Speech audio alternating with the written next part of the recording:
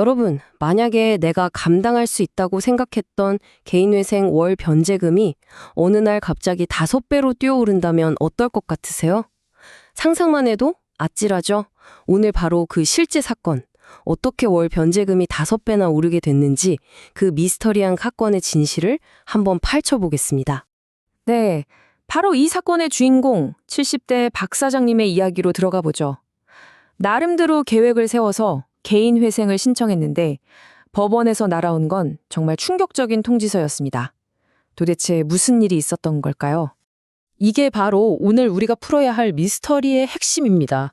아니, 월 39만 원이 어떻게 갑자기 190만 원이 될 수가 있죠? 거의 5배잖아요. 지금부터 변호사가 사건을 파헤치면서 찾아낸 단서들을 하나씩 따라가 보겠습니다. 자, 첫 번째 단서는 바로 숨겨진 소득입니다. 근데 이게 재밌는 게 뭐냐면요. 이 박 사장님이 의도적으로 뭔가를 숨기려고 한 게 아니었다는 거예요. 본인 스스로는 이게 무슨 소득이야 라고 생각했던 돈까지 법원이 기가 막히게 찾아냈다는 거죠. 보세요. 이분은 자신의 사업소득 한 176만 원 정도만 신고를 했습니다. 그런데 법원이 꼼꼼하게 들여다보니까 매달 꼬박꼬박 들어오는 돈이 2개나 더 있었던 겁니다. 바로 국가유공자라서 받는 보훈급여랑 기초연금이었죠. 자, 이걸 다 합치니까 와, 337만 원이 되는 거죠. 그러니까 법원의 눈으로 볼 때는 이분의 실제 월소득이 본인이 신고한 것의 거의 2배였던 셈입니다.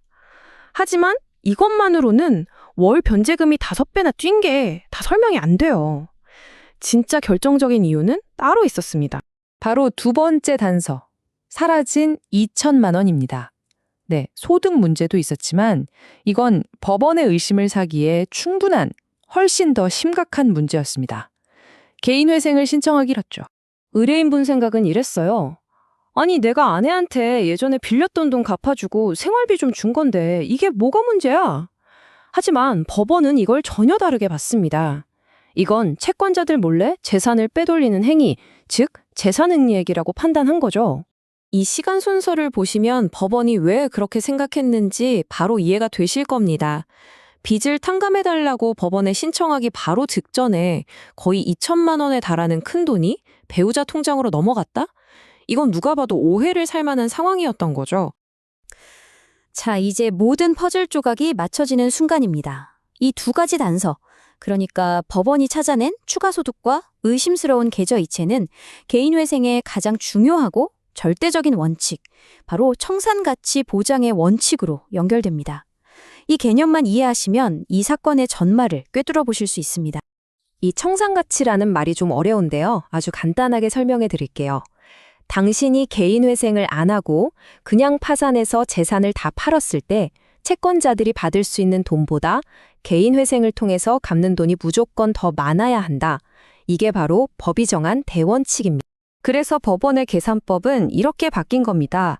의뢰인의 원래 재산 약 1,200만 원에다가 아까 아내에게 보낸 그 돈 있죠? 2천만 원. 그걸 그냥 다시 더해버린 겁니다. 이 돈은 원래 당신 재산이다 라고 본 거죠. 여기에 다른 비용까지 합치니까 갚아야 할 총 재산 가치, 즉 청산 가치가 5,570만 원으로 껑충 뛴 거고요. 이걸 36개월로 나누니까 월 190만 원이라는 계산이 나온 겁니다. 이제 이 명확한 계산법 앞에서 의뢰인에게는 정말 가혹하고 어려운 2가지 선택지만 남게 됐습니다. 한 달에 190만 원씩 3년 동안 갚는 이 고통스러운 계획을 받아들이느냐, 아니면 나 못하겠다, 포기하고 개인회생 신청 전체가 기각되느냐. 만약 기각되면 어떻게 되냐고요? 채권자들의 독촉전화, 압류, 모든 게 다시 시작되는 겁니다. 그야말로 최악의 상황으로 돌아가는 거죠. 자, 그래서 이 사건이 우리에게 주는 교훈은 정말 명확합니다. 개인회생을 생각하신다면 연금이든 뭐든 정기적으로 들어오는 돈은 무조건 다 공개해야 하고요. 신청 직전에 가족한테 큰 돈을 보내는 건 정말 위험한 행동입니다. 법원은 우리가 생각하는 것보다 훨씬 더 꼼꼼하게 모든 걸 들여다봅니다. 결국 변호사에게 처음부터 끝까지 모든 걸 솔직하게 털어놓는 게 최선이자 유일한 길이라는 거죠.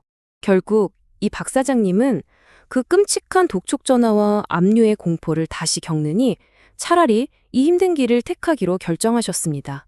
들어오는 연금 전부를 빚 갚는 데 쓰기로 마음 먹으신 거죠. 이 사건은 우리에게 이런 질문을 던지는 것 같습니다. 개인회생이라는 제도는 단지 빚을 줄여주는 좋은 제도가 아니라 어쩌면 때로는 고통스러울 정도의 완전한 정직함을 보여줘야만 비로소 살아남을 수 있는 그런 유일한 생존 전략이 아닐까 하는 생각 말입니다.